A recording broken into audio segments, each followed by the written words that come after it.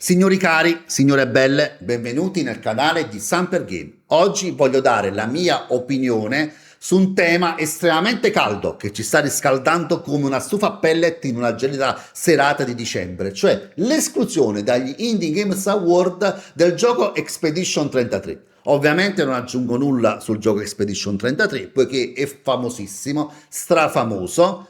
Non vorrei nemmeno aggiungere più di tanto sulla vicenda perché tutte le testate, content creator ne hanno parlato, quindi sicuramente ne avrete le palle piene. Io in questo video voglio dare la mia opinione sulla decisione.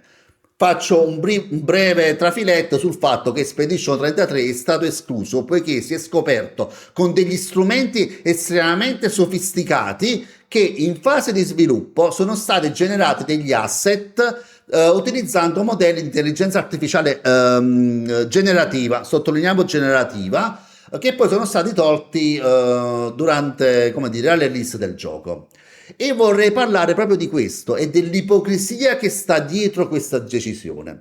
Però iniziamo subito con due concetti fondamentali che voglio trattare. Uno, gli strumenti che permettono agli Indie Games Award di scoprire se un titolo candidato o eventualmente anche premiato rientra in questa cerchia di untori, di unti, anzi, non lo so, di cattive persone. Due, cosa si intende per IA generativa? Poiché, signori, secondo me qui stiamo utilizzando due pesi e due misure. Ma questo qua la vediamo un pochino più avanti. Adesso affrontiamo il primo punto. La mia domanda è: come hanno fatto quelli degli Indie Games Award a capire, oppure in generale, parliamo generale, non parliamo del gioco in questione, come fanno a capire gli Indie Games Award se un gioco durante tutta la propria fase di sviluppo ha utilizzato in qualche modo dei modelli di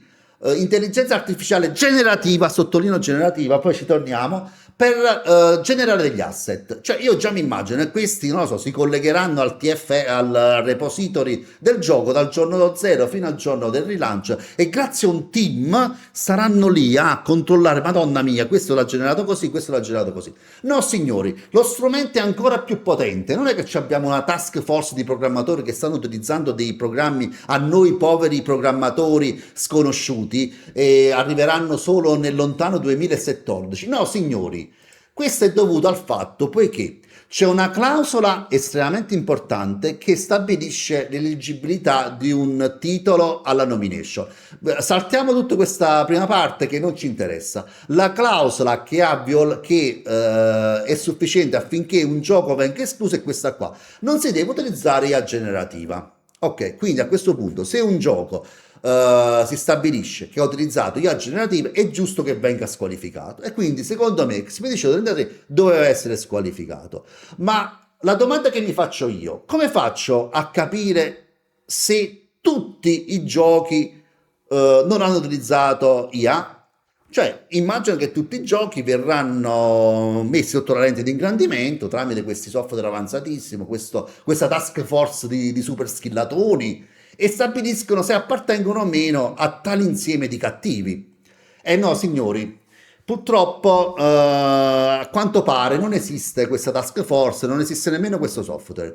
Esistono però dei rappresentanti di case produttrici che da piccoli vengono allattati con latte di volpe e svezzati con carne di faina che gli donano dell'astuzia incredibile. E infatti il rappresentante di Expedition 33, come si legge qua, chi in un'intervista ha detto vabbè sì l'abbiamo utilizzata, però si è dimenticato che aveva stretto un contratto a cavaliere medievale in un duello di onore e gloria con quelli degli Indie Games Award per dire guarda non lo utilizzerò mai. Quindi venendo a mancare questo patto di onore ovviamente è stato squalificato. Ma questo è stato squalificato, quello che voglio cercare di farvi capire, non perché gli Indie Games Award hanno un sistema, una task o qualcosa che riesce a stabilire se l'hanno utilizzato o meno, è solo perché questo è stato allattato con latte di volpe, svezzato con carne di faina, che è andato là e se l'è cantata, si è autocantato proprio, ha cantato a fronni e limone come si dice dalle mie parti, e quindi Gli hanno tolto giustamente il premio, l'hanno squalificato dalla competizione. Però chi ci assicura che magari altri rappresentanti di altre, come dire, software house sono stati svezzati normalmente, magari avevano il latte in polvere, li hanno svezzati con i plasmon, quindi avevano un'astuzia un pochino più basica e non si sono autocantati, proprio per istinto di sopravvivenza, proprio alla Darwin, no? Sai, l'istinto di sopravvivenza. Sicuramente andranno ad estinguersi questi personaggi che non ammetteranno che hanno utilizzato delle IA generativa, specialmente quando si sono candidati in una competizione che una clausola dice di non utilizzarli. Questa qua è proprio per l'evoluzione di Darwin, si andranno ad estinguere perché sono stati svezzati con latte in polvere e biscotti plasmon, invece che è svezzato con latte di volpe, che è stato allattato con latte di volpe svezzato con carne di faina, sicuramente andranno avanti. Quindi avremo tutti i cavalieri che saranno, come dire, metteranno in primo punto il loro onore e sicuramente diranno il vero, specialmente se non c'è uno strumento per cui li puoi beccare. E questo è il primo punto, signori. Quindi qua voglio dare a voi una riflessione, quindi possiamo dire che dopo questa, secondo me, riflessione, questi Indie Games Award, al di là che Expedition 33 forse non deve stare nemmeno in questa categoria, ma questo è un altro film, magari lo possiamo esaminare in un nuovo video, se volete un commentino, cioè lascia il tempo che trova. Quindi a me chi mi dice che in questa lista nessuno ha utilizzato modelli di IA generativa per generare degli asset? Il secondo punto molto importante che vorrei trattare è cosa significa IA generativa. Allora, IA generativa, allora, io un pochino l'argomento lo conosco, però non voglio entrare tanto nel dettaglio. L'IA generativa, diciamo, oggi è tutto quello che se c'è un modello che è stato addestrato su un dataset o qualcosa, tu gli dai una descrizione, gli dai qualcosa in input, lui in base all'addestramento che ha ricevuto ti dà un output, quindi lo genera lui, un output che prima non esisteva.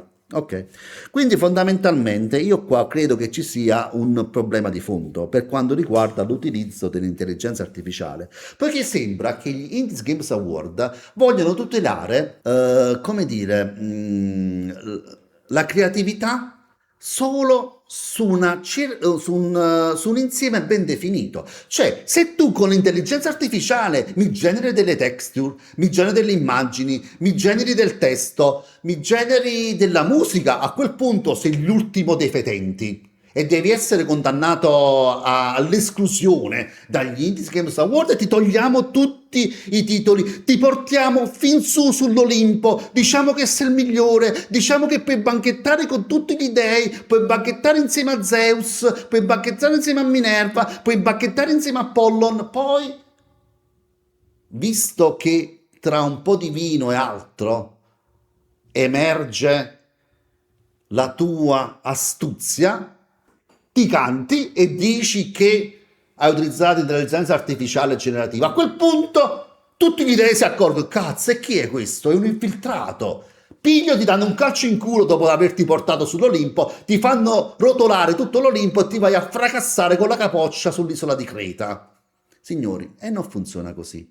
Poiché voglio fare insieme questo ragionamento.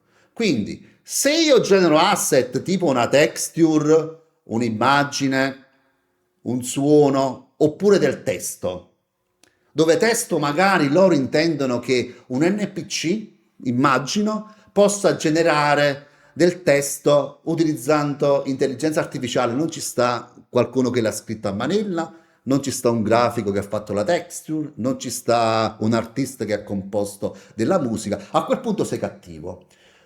Però se io utilizzo l'intelligenza artificiale per fare in modo sì che il mio bot si possa adattare al mio stile del gioco, così possa imparare dei path differenti nel contrastare le mie meccaniche, a quel punto è un pregio. È un valore aggiunto, non sei più un tore, non entri più nella cerca dei cattivi, il tuo gioco è da apprezzare, il tuo gioco è da apprezzare perché è innovativo.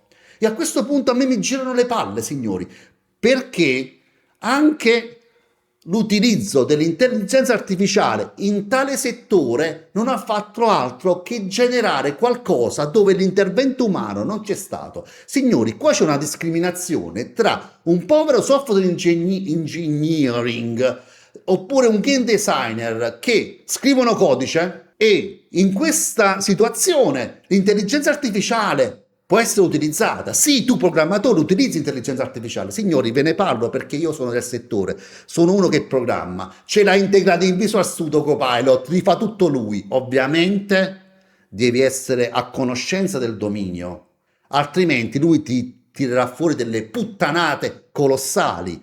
Però a questo punto, diciamo, il proprio software engineering può essere sostituito perché l'intelligenza artificiale non ha fatto altro che migliorare il suo lavoro. Quindi se tu non, valorizzi la creatività di chi scrive codice, perché la creatività di chi scrive codice non ci puoi mettere il copyright sopra, a quel punto il tuo gioco è giusto, il tuo gioco c'è un valore aggiunto. Però se l'intelligenza artificiale va a inficiare il lavoro intellettuale di chi mi fa la texture, di chi mi fa il suono, chi mi fa il testo per gli NPC, a quel punto no. E scusate, perché il programmatore, il game designer devono essere visti come di serie B e sostituibili dall'intelligenza artificiale, mentre chi mi fa la texture, chi mi fa il suono e chi mi fa altro, no? Signori, questo qua io lo vedo come davvero una discriminazione esagerata. Cioè non ho capito, per chi fa questi asset multimediali si deve rispettare il loro copyright, la loro creatività. Io che scrivo codice sono l'ultimo dei coglioni. Non funziona così Games Award. Se anche deve essere rispettato anche chi scrive codice. Perché? Mo bestemmierò Ark Riders, grande disputa con Expedition 33. È stato estremamente elogiato il fatto che i vari robot che stavano nel mondo di Ark Riders utilizzavano algoritmi di intelligenza artificiale che davano la possibilità ai vari bot di adeguarsi al comportamento dei vari player in modo tale da modificare le proprie strategie. Bene, ci sta, a me fa piacere, io sono contento. Ma perché questo sì e la texture no? Signori, riflettiamo su questa cosa. Questa cosa è davvero una presa per i fondelli. Vi ricordate il film Bastardi senza gloria di Tarantino? Vi ricordate quando il colonnello tedesco va nella fattoria sul confine francese o in Francia dove ci sta quel padre di famiglia che nasconde dei rifugiati, mettiamola così. E a quel punto quel generale, quel colonnello tedesco fa, non mi ricordo bene la frase, però paragona il topo e lo scoiattolo e dice che sia il topo che lo scoiattolo appartengono alla stessa famiglia di roditori, però lo scoiattolo è visto bene, è bellino, lo si accarezza, gli si dà la nocellina, la nocella si dà allo scoiattolo, invece al topo no. Il topo è orrendo, ti porta le malattie, deve essere schiacciato. Pure appartengono entrambi alla famiglia dei roditori. È la stessa cosa che sta facendo gli Indie Games Award. Se tu sei un creativo delle texture, un creativo della musica, un creativo dei testi degli NPC, allora sei lo scoiattolo. Se sei uno sviluppatore, un game designer che scrive del codice, sei l'ultimo dei coglioni. E questo è ipocrisia, signori, è ipocrisia.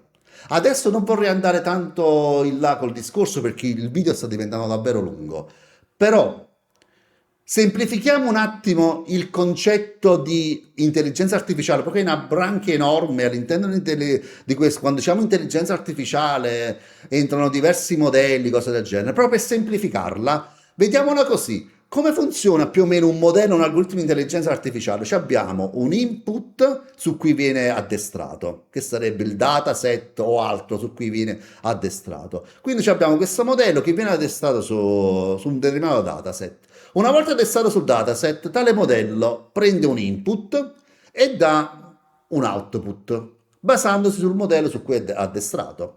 Ovviamente, se lo andiamo a vedere, fondamentalmente il modello di intelligenza artificiale viene addestrato su un qualcosa, noi gli diamo un input, in base al suo addestramento ci dà un output, ma lui non ha nessuna conoscenza, non ha nessun contesto di quello che gli sta dando in output.